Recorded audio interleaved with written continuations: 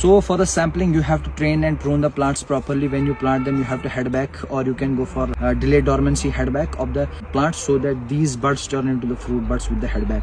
Also, you have to be very sure that the training system you use in your plants, it should be very much specific towards the root that you are using in the orchard. And also, for example, you have medium density rootstocks, you can use the training system of vertical axis, where you keep the Y-shaped pattern between the lateral branches and the central leader. That's a vertical axis system. In tall spindle, you can bend them below the horizontal. That's the tall spindle system. And also in central leader, you can grow the branches in close proximity to the central leader.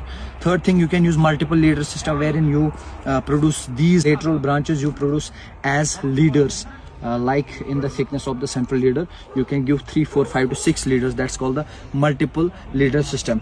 Also, you can go for the modified leader system. Modified leader system is that when there are lateral branches are also equally healthy as compared to the including the central leader.